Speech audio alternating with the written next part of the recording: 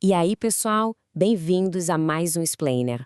Hoje, a gente vai mergulhar num verdadeiro suspense financeiro histórico. Imaginem só a cena: a corte real portuguesa inteira fugindo da Europa, cruzando o oceano com as tropas de Napoleão Bonaparte literalmente na cola deles. Eles desembarcam no Rio de Janeiro e precisam, tipo pra ontem, inventar um jeito de sobreviver financeiramente no Brasil. É exatamente essa loucura que rolou naquele ano conturbado e super decisivo de 1808.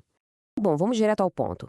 Como é que um império em fuga arranja grana para bancar uma capital novinha em folha? A coroa portuguesa chegou no Rio de Janeiro com os cofres zerados, absolutamente vazios. Eles deixaram para trás toda aquela estrutura econômica de séculos lá em Portugal e, de repente, tinham um aparato de Estado gigantesco para manter aqui. Só que com zero fundos. Parte 1. A fuga da coroa.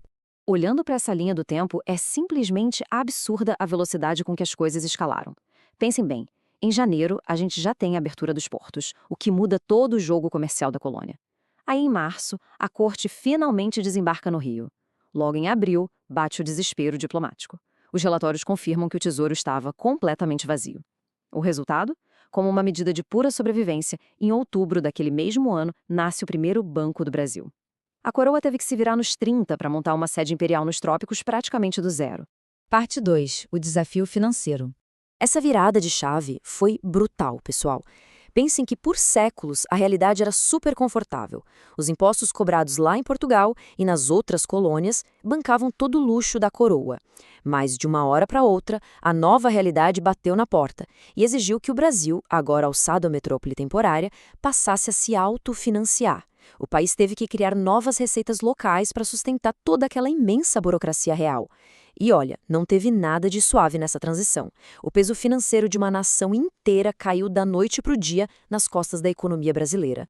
Agora, o que é realmente fascinante sobre esse momento é o nível de sacrifício que a nobreza teve que fazer para manter as aparências. Olha só esse relato do cônsul Mahler, de abril de 1808.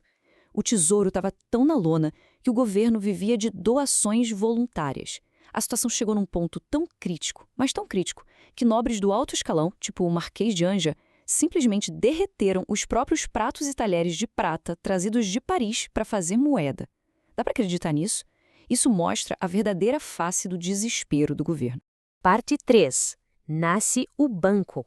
E aí que entra o famoso alvará de 12 de outubro de 1808. Ele é o decreto que cria oficialmente o primeiro Banco do Brasil. Só que, gente, não pensem nisso como a abertura de uma agência bancária comum que a gente vê hoje na rua. Nada disso. Isso aqui foi um mecanismo de sobrevivência puro, desenhado milimetricamente para salvar o Estado da falência total após essa fuga da Europa. Então, o ponto crucial aqui é esse número gigantesco, um capital inicial de 1.200 contos. É muito dinheiro para a época.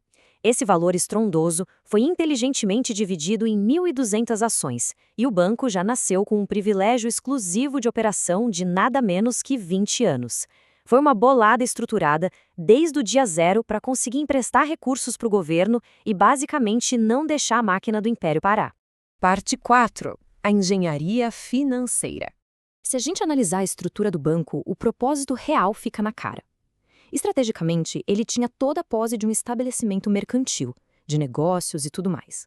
Mas o verdadeiro trabalho dele, a razão principal de existir, era servir o governo nas transações vitais e principalmente dar aquele crédito rápido e direto nas emergências da coroa.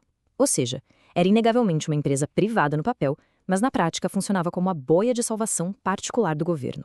E a grande e ousada sacada financeira dessa história toda foi a tal da moeda legal. Pela primeira vez no Brasil, notas de papel emitidas por um banco começaram a circular valendo como dinheiro de verdade, dinheiro oficial. O que isso significa na prática? Que o banco estava essencialmente criando crédito do nada. É a mágica perfeita para uma coroa que estava literalmente fugindo de Napoleão de bolsos vazios. Isso resolveu o problema gigantesco de pagar as contas numa época em que não existia o ouro e prata suficiente para cunhar as moedas físicas necessárias. Vamos avançar e entender como essa mágica se constrói na prática. É um ciclo muito engenhoso e incrivelmente eficaz para os interesses da coroa. Passo 1, o banco é criado. Passo 2, eles começam a imprimir e soltar na praça essas notas, a moeda legal, criando liquidez imediata.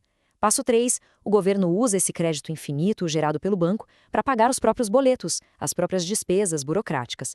Resumindo, eles montaram uma maquininha financeira perfeita que se alimentava sozinha para manter o império respirando. Como a gente pode notar aqui, a dependência se tornou cada vez mais profunda com o passar do tempo.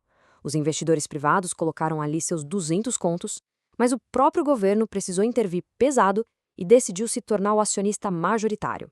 Eles se comprometeram com 1.000 contos, realizando 600. Essa manobra ousada basicamente embolou de vez e de um jeito quase impossível de desfazer as finanças do Estado com o caixa do próprio banco.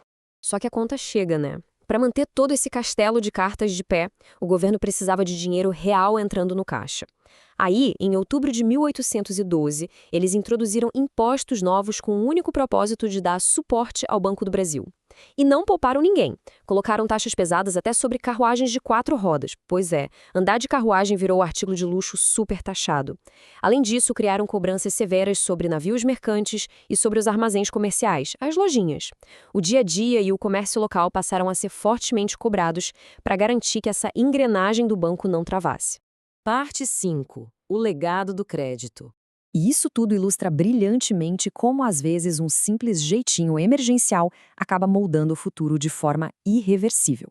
Sendo a primeiríssima grande instituição de crédito do país, o banco ajudou, na prática e na estrutura, a emancipar o Brasil daquela condição engessada de ser só uma colônia. As bases reais para uma economia nossa, com dinâmica própria, dinheiro rodando e crédito, começaram a nascer exatamente aí, naquele sufoco enorme de 1808. Então, eu deixo essa última provocação para a gente pensar. Como é que uma medida de puro desespero, inventada na correria só para bancar uma corte falida fugindo de Napoleão, acabou construindo a base financeira de uma nação que muito em breve viria a se tornar independente? É com certeza uma das maiores ironias históricas e uma demonstração gigante de adaptação de toda aquela época. Bom, espero que esse explainer tenha deixado essa história incrível muito mais clara para todos nós. Um excelente aprendizado e até a nossa próxima análise.